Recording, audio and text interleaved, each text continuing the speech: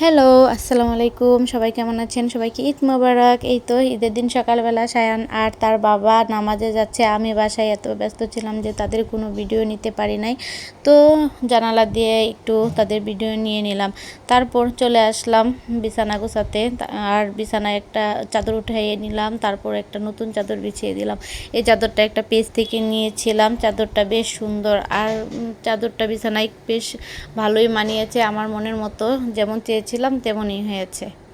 আর ঈদের দিন সব কিছু নতুন নতুন লাগবে, আর চাদর বিছানায় একটা নতুন চাদর না দিলে কি আর হয়।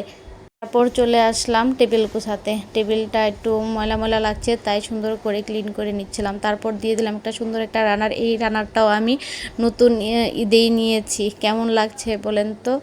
আর এই তো আগের দিন রান্না করে রাখা পায়েসটাও আমি সুন্দর করে টেবিলে রাখলাম। আর উপরে সুন্দরের জন্য একটু বাদামও ছড়িয়ে দিলাম। তারপরে চলে আসলাম সেমাই রান্না করতে। এই তো নারিকেল কুড়াচ্ছিলাম। দুধটা আগের দিনই আমি ভালোভাবে ঘন করে নিয়েছি। এখন দুধ গরম করে নারিকেল, চিনি, কিশমিশ আর সেমাই মিশিয়ে উঠিয়ে নিব। আর আরও টেস্টের জন্য আমি গুঁড়া দুধও ইউজ করেছিলাম। তো এই তো ঈদের সেমাই আমি নারিকেল ছাড়া ভালো লাগে না। আর আমি ছোটোবেলায় দেখেছি আমার আম্মু সুন্দরভাবে নারিকেল দিয়ে ঈদের দিন সেমাই রান্না করতো, সেটা গরম গরম খেতে অনেক ভালো লাগতো। তো আমিও সেটাই ফলো করি। ঈদের দিন সকালবেলায় আমি সেমাইটা রান্না করি যেন গরম গরম থাকে আর খেতে অনেক ভালো লাগে। ঈদ মানে একটু স্পেশাল, সেজন্য আমি একটু স্পেশালভাবে ঈদের দিনে সেমাইটা রান্না করার ট্রাই করি। এই তো আমার সব কিছু দেওয়া কমপ্লিট। একটু নাড়া দিয়ে সেমাইটা উঠিয়ে ফেলবো। তো ওঠানোর আগে একটু দেখছিলাম চেকে যে মিষ্টি কেমন হয়েছে। তো সব ঠিকঠাক। এই তো আমি টেবিলে সেমাইটা রেখে দিয়েছি। এখন সায়ান আর তার বাবা নামাজ থেকে আসলেই সেমাই আর পায়েস খাবে। কারণ নামাজ থেকে এসে একটু মিষ্টি জাতীয় খাবার না খেলে কি আর চলে। ঈদের দিন বলে কথা, ঈদের দিন একটু মিষ্টি জাতীয় খাবার তো সকালবেলা খেতেই হবে। এই তো রোস্ট রান্না করতে চলে আসলাম। প্রথমে মুরগির মাংসগুলো আমি ম্যারিনেট করে নিয়েছিলাম টক দই আর লবণ দিয়ে। এখন ভাজতে শুরু করে দিয়েছি। প্রথমে প্যান বসিয়ে তেল গরম করে তারপর মুরগিগুলো দিয়ে দিলাম। তো লাল লাল করে সবগুলো মুরগির পিস ভেজে নিয়েছি। তো সবগুলো মুরগির পিস ভেজে নেওয়ার পর এখন রান্না করার পালা। এখন রান্না করতে হবে। তো আমি সবসময় রোস্ট রান্না করি রোস্টের রাঁধুনি রোস্ট মশলা দিই। তো আমার কাছে রাঁধুনি রোস্টের মশলা দিয়ে রোস্টটা রান্না করলে রোস্টের টেস্ট এবং গ্রানটা অন্যরকম সুন্দর এবং খেতেও অনেক টেস্টি হয়। তো সব মশলা দিয়ে এখন রোস্টের মশলা কষাচ্ছি। এই তো রোস্টের মশলা কষিয়ে এখন আমি মুরগিগুলো দিয়ে দিচ্ছি। ভাজা মুরগিগুলো দিয়ে তো আমি একটু নেড়েচেড়েও দিয়ে দিচ্ছিলাম।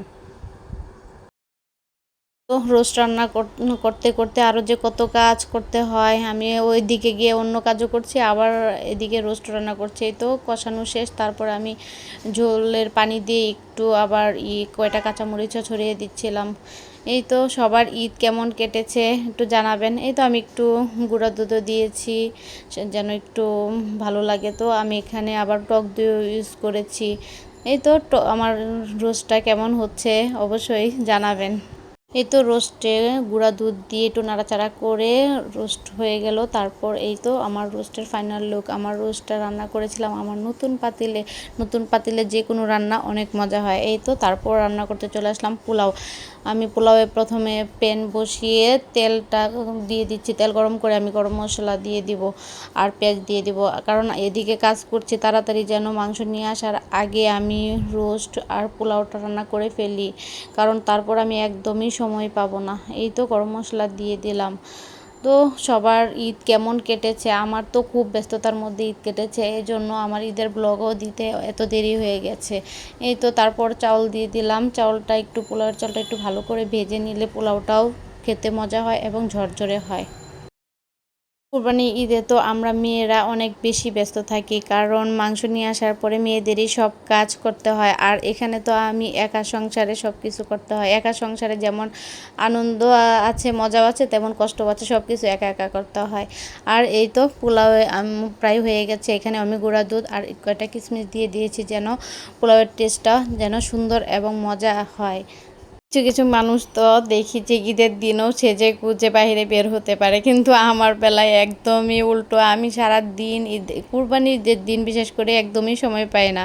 আমার কুরবানির ঈদের দিন সব একা হাতে করতে হয়, সেজন্য আমি একদমই টাইম পাই না যেন আমি একটু সাজগুজ করব। সারাদিন কাজ আর ব্যস্ততার মধ্যেই কেটে যায়। এই তো আমার পোলাওটা রান্না হয়ে গেছে, পোলাওটাও দেখতে সুন্দর এবং ঝরঝরেও হয়েছিল। এই তো তারপরে কুরবানির মাংস নিয়ে আসলো। আমি মাংসটা প্রথমেই ধুয়ে তারপরে সব ধরনের মশলা, পেঁয়াজ মরিচ যা লাগে সব কিছুই দিয়ে একদম হাতে মেখে বসিয়ে দিব। এই তো কুরবানির মাংস আমার কাছে মনে হয় যে মশলা ছাড়া রান্না করলেও অনেক মজা হবে, কারণ এটার মধ্যে আল্লাহর একটা রহমত থাকে। আর এই তো বুড়ি আর কলিজা আমি ভাপ দিচ্ছিলাম রান্না করার জন্য। বুড়িটা এত সুন্দরভাবে পরিষ্কার করে নিয়ে আসছে রাইসার আব্বু, আমাকে আর কষ্ট করে পরিষ্কার করতে হবে না। এই যে আমার গরুর মাংস কষানো হচ্ছে। আর এই তো আজকের আমার ভিডিও এই পর্যন্তই। সবার ভালো লাগলে অবশ্যই লাইক কমেন্ট করবেন। কেমন হলো, এই যে আমি কলিজাও ভাপ দেওয়া হয়ে গেছে, এখন আমি কলিজাও রান্না করব।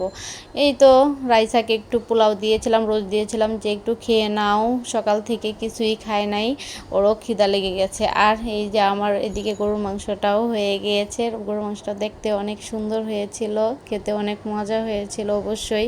আর কলিজার ভুনাটা। সবাই ভালো থাকবেন, আল্লাহ হাফেজ।